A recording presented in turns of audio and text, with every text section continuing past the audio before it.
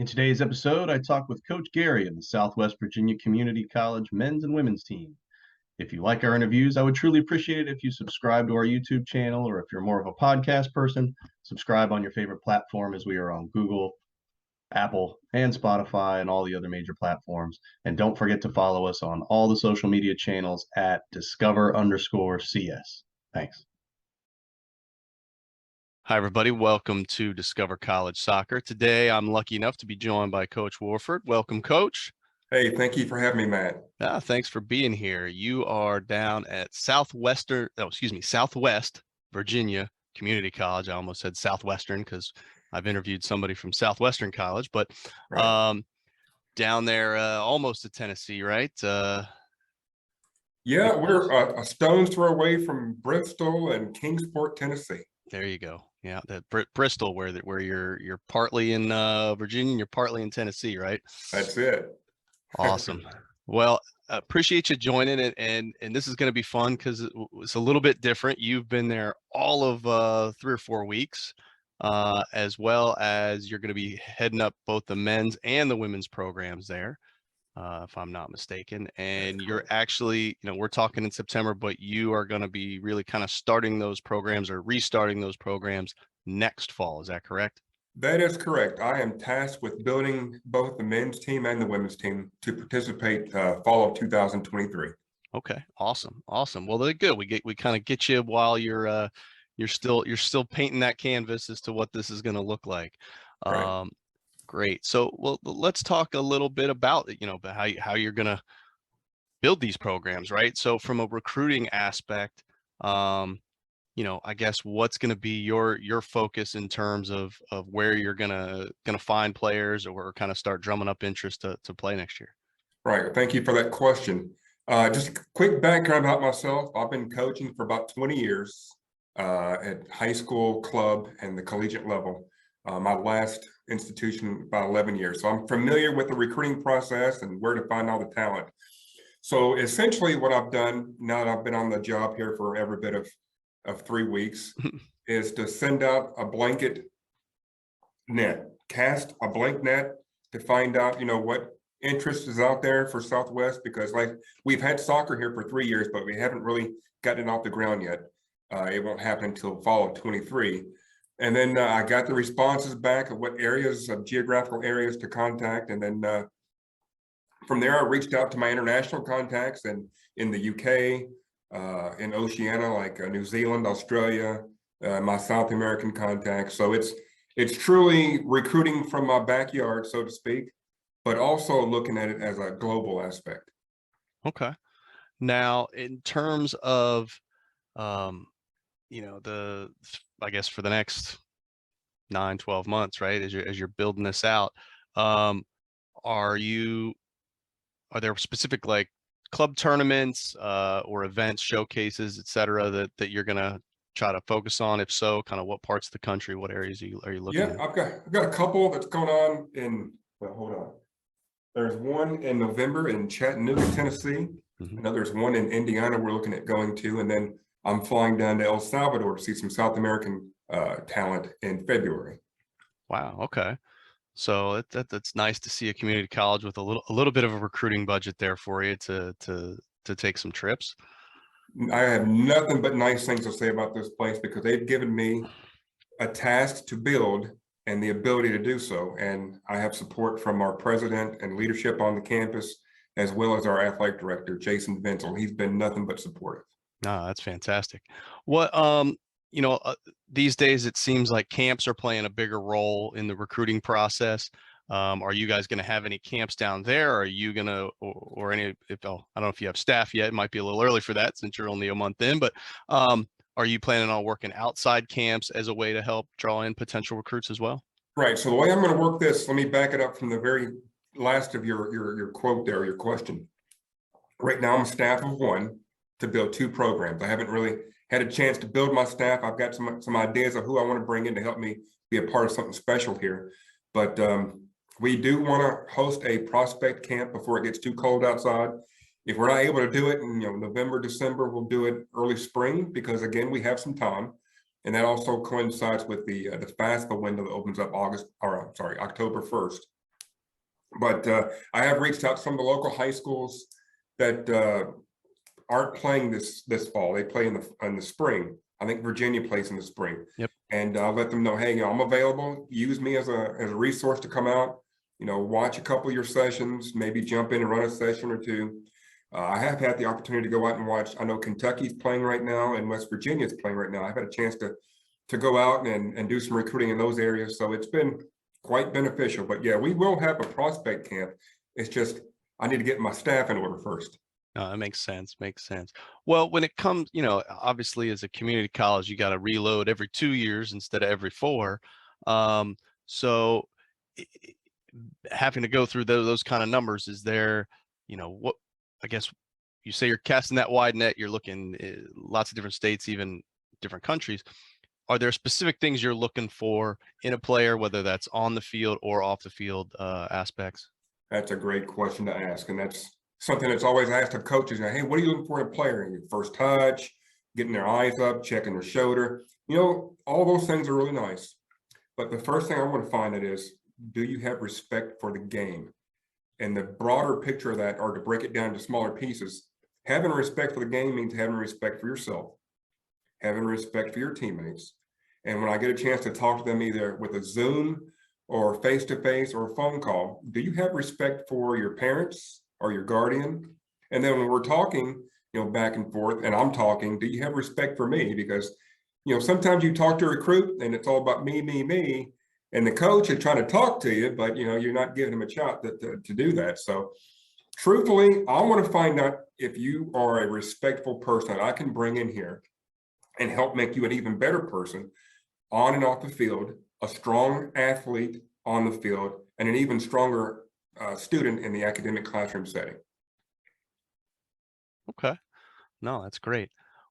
In terms, let's talk a little bit more, I guess, about the school, as folks, you know, may not be familiar with that area and your particular college. Um, you know, kind of, I know you haven't been there a long time, but I guess in the short period of time that you've been there, kind of what has excited you about the opportunity, about the school? What is it that you know kind of makes it a great place for a student athlete to be? Right. This place, I've got to tell you, I've been doing this for 20 years. If there's one word that I have to select to describe my experience thus far at Southwest Community College, it's genuine.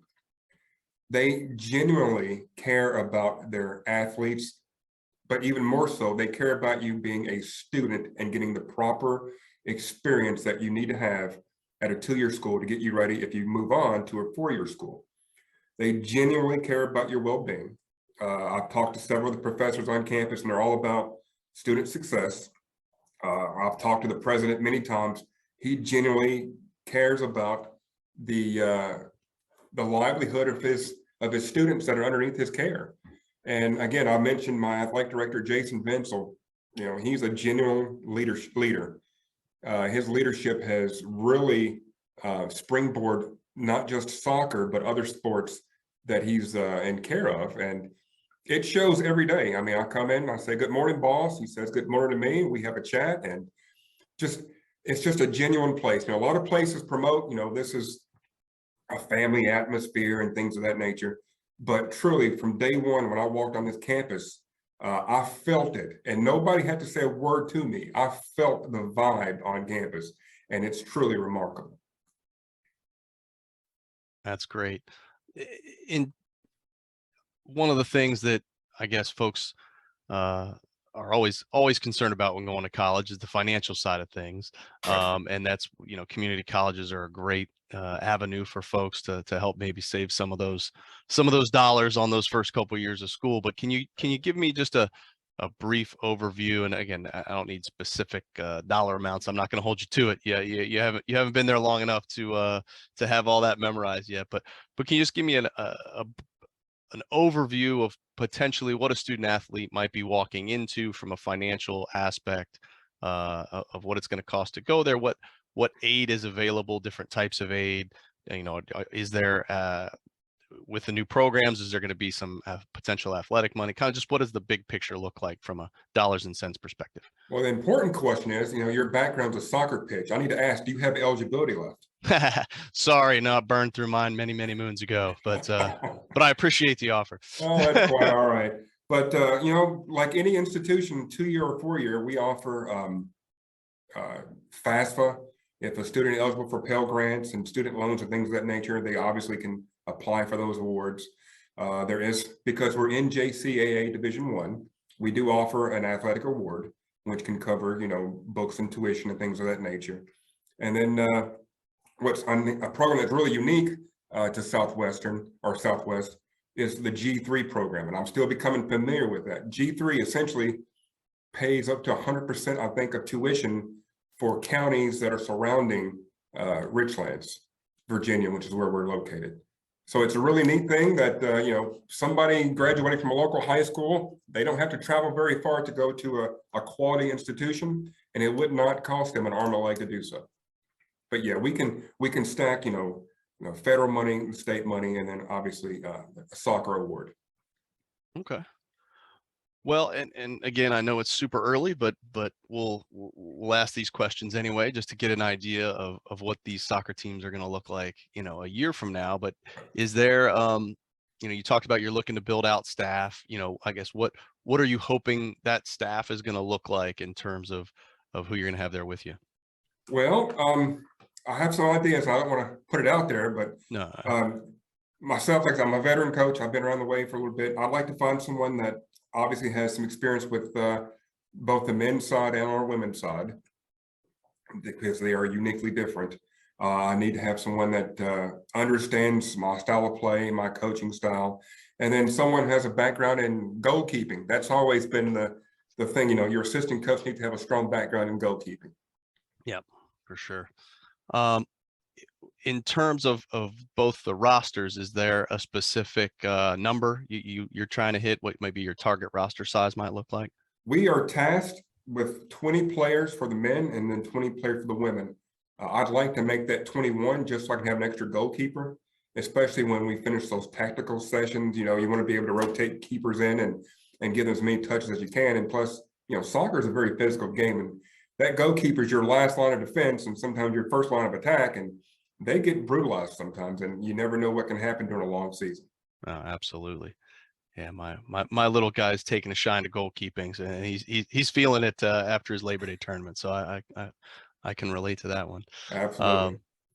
Well, in terms of what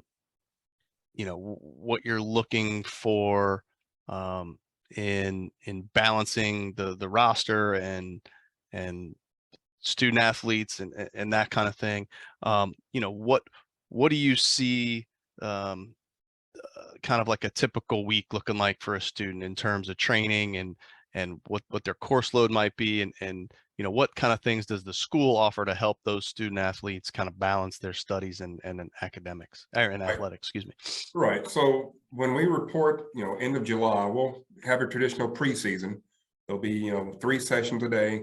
That first session will typically be a technical fitness with the full team. Second session is probably going to be something more positional. And then that third session would be more style of play. Once we're finished with preseason, play a couple of friendlies and classes resume and start up. We'll practice pretty much every day that we don't have a game. If we do have a match, the next day is usually a recovery, something light, maybe some video. But, athletics at no means will interfere with academics. I have a doctorate degree in education, so I'm a firm believer in getting your degree and moving on to something more productive, because at some point your legs are going to give out and you're going to need this to get you ahead in life. But the school does have an activity time built in to the school day. I'm still getting my feet wet with this, but I think it's from 11 o'clock till 12 o'clock or something like that.